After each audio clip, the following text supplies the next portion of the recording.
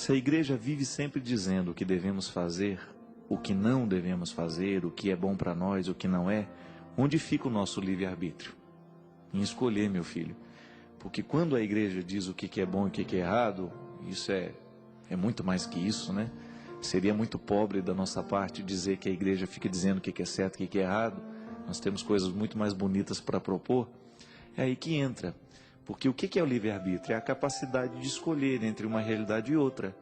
A igreja não força ninguém a nada a escolher o certo. Não, ela apenas propõe. A palavra de Jesus é sempre proposta. E você, diante da proposta que é feita, você escolhe. Aí está o seu livre-arbítrio. Errar é exercer o livre-arbítrio. Acertar também é exercer o livre-arbítrio. Depende do caminho que você escolhe. Se você chega numa encruzilhada e você tem ali inúmeros caminhos, o que é o livre-arbítrio? É você poder livremente ir por um deles. Isso é a vida. O tempo todo nós estamos fazendo escolhas. O tempo todo nós estamos descobrindo por qual caminho a gente vai andar. E a igreja, e nem nós padres, nem as irmãs, enfim, os cristãos, não ficam aí parados puxando o povo. Não, a gente apenas sinaliza. O Padre Zezinho tem uma expressão muito bonita. Eu não sou estrada, mas eu sou uma seta que indica qual é a estrada. E aí está a sabedoria de quem já viveu antes de nós. Eu costumo querer ouvir aquele que viveu antes de mim. Porque ele já teve o tempo de bater a cabeça, de acertar e de errar. Então agora ele, com a sabedoria que ele tem e com a experiência, eu posso errar menos e posso acertar mais. Não é assim? À medida em que alguém desbrava os caminhos, depois se torna mais fácil caminhar por eles. À medida em que alguém descobre qual é a direção e saiu lá do labirinto que estava perdido, a gente depois fica mais livre para escolher. A Sagrada Escritura diz o tempo todo, né? Diante de nós, Deus coloca a vida e a morte. Estava contando aqui a história daquele rapaz, acho que foi aqui mesmo que eu contei, daquele rapaz lá em João Pessoa, que aos 20 e poucos anos, embriagado, matou uma família, ao ultrapassar um sinal vermelho, embriagado. É lamentável isso. Porque o que esse menino fez da vida? O que esse menino fez da família do outro? Não é? Um processo de destruição terrível para ele e para aqueles que estavam casualmente passando pelo seu destino. E aí que está o grande problema, minha gente. Quando nós fazemos escolhas erradas, muitas vezes as pessoas que estão do nosso lado sofrem com as nossas escolhas. Sobretudo quando a gente é amado. Então, quando você vê o pai, a sua mãe reclamando daquilo que você está escolhendo, da droga que você está usando, por exemplo, do álcool que você está ingerindo, do cigarro que você está fumando, da maconha, da cocaína, o que na verdade o seu pai está fazendo, e que você chama de enjoamento, né? Para de pegar no meu pé, ele está tentando orientar você que esse caminho que você está andando não é o melhor. E quem ama de verdade não quer que o outro escolha o caminho errado. E às vezes um caminho errado que a gente toma compromete uma felicidade inteira. Lembra da história do primeiro e-mail aqui? Da relação sistêmica familiar, onde cada um exerce um papel? Gente, uma família é mais harmoniosa à medida em que nós soubemos escolher de maneira mais correta as coisas.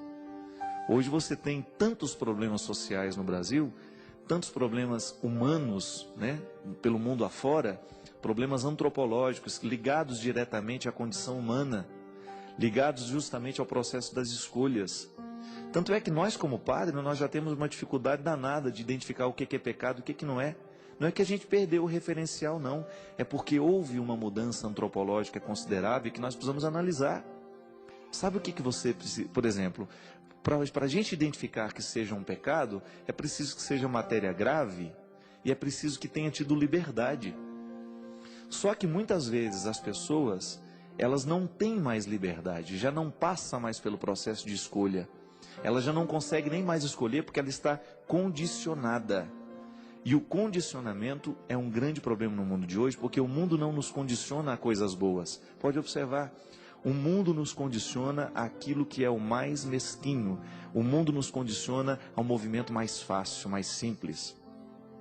Eu sempre digo isso, na vida nós competimos só com 5% da humanidade, o resto é mais ou menos.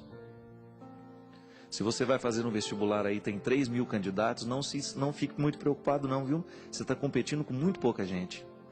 Porque a regra deste mundo, a regra dessa sociedade cada vez mais marcada pela artificialidade, pela superficialidade, pelo pragmatismo, pela solução rápida, está justamente nisso. Condiciona as pessoas a viverem do mínimo. Do mínimo, do mínimo, do mínimo. E aí a gente estuda mais ou menos, a gente sabe mais ou menos, a gente se prepara mais ou menos. Ontem mesmo na entrevista do Gabriel Chalita lá, Pastore, né? Um especialista, um grande especialista na área trabalhista no Brasil, ele estava dizendo isso. Está saturado o mercado de advogados? Está. Mas aquele que vai ser um bom advogado não tem que se preocupar com isso não. Porque na hora que você precisa de um advogado bom, você quase não acha. O resto é mais ou menos. E esse tipo de condicionamento faz com que a gente vá nivelando por baixo tudo. Isso é lamentável. Uma pessoa, por exemplo, aí eu volto ao assunto que eu estou... Ela é mais livre, menos livre, à medida em que ela foi condicionada de uma maneira correta. Porque não tem como você ficar livre de condicionamentos. Condicionamentos acontecem o tempo todo. É a ilusão de que não existe, de que exista um ser humano fora dos condicionamentos. Ou você foi condicionado para ser um bom profissional, ou você foi condicionado para ser um péssimo profissional, ou ser um profissional mais ou menos. Onde é que está a liberdade deste aluno, por exemplo, que já não tem disposição nenhuma de aprender, de ser bom, de ir à luta? Está justamente nessa cultura de fracasso que nós estamos o tempo todo vivendo e experimentando. Quando as pessoas vão sempre pelas opções mais fáceis. É a história da vidente lá. Como é que você vai se livrar de praga? Corta um tomatinho no meio, olha, vai para o inferno com um negócio desse. Me desculpe. O dia que cortar tomate no meio resolver a vida de alguém, nós vamos plantar tomate agora e vamos resolver os problemas do mundo. E isso é de uma hipocrisia, de uma mentira tão tenebrosa que dá vontade da gente sair quebrando a televisão. Porque muita gente está sendo enganada por causa do nível social lá embaixo. Porque, gente, qualquer pessoa que faça um pouquinho o exercício da inteligência vai desligar a televisão numa hora daquela, porque aquilo é uma afronta à inteligência da gente. Você esparramar água azul pela casa vai te livrar dos encostos e vai te livrar das bruxarias, dos mulambos, já estava falando, chama mulambo. Mulambo lá em Minas, mãe, quando a pessoa trabalha o dia inteiro fica cansado, né? Pois é, o mulambo lá é alguém que morreu e está infernizando a vida do outro. Gente, isso tudo é até mesmo modelo de religião. Você vai ver que existem religiões que mantêm as pessoas na preguiça. Peça e Deus te dará tudo. Imagina. Peça e trabalhe que Deus realiza junto com você. A frase é essa. Não existe religião mágica, não. Não existe essa história de que eu vou cruzar as minhas pernas e Deus faz tudo por mim, não. Olha o milagre das bodas de Caná. O tempo todo Deus está solicitando a participação humana. Olha que gesto bonito que Jesus tem de fazer a saliva, o barro. Olha o gesto humano de cuspir na terra, de fazer barro e depois colocar nos olhos daquele homem. Ele poderia muito bem colocar a mão na cabeça daquele homem e mandar embora ele curado. O gesto de fazer barro significa labor. Precisamos trabalhar, senão a cura não vem não. Senão o resultado não acontece. E muitas vezes esse condicionamento que faz com que a gente vá ficando preguiçoso, vai crescendo no nosso meio. Você liga a televisão, por exemplo, está lá. Aquele abdômen que você sempre sonhou, não sei o quê, Aí mostra o aparelhinho, todo mundo, né? Na beirada lá, e a barriga vai mexendo. Em apenas 5 minutos por dia, você terá o abdômen que você sempre sonhou. Pelo amor de Deus, a pança desse tamanho, e coloca aquele negócio, hipertrofia, vai jogando o músculo para fora, quanto mais você faz, mais barrigudo fica. Primeiro tem que emagrecer para depois ter abdômen trincado, não é assim, professor Nelson, meu amigo Nelson? É assim, não adianta. Pode observar, a televisão está o tempo todo nos dando soluções mágicas para problemas que não tem soluções mágicas.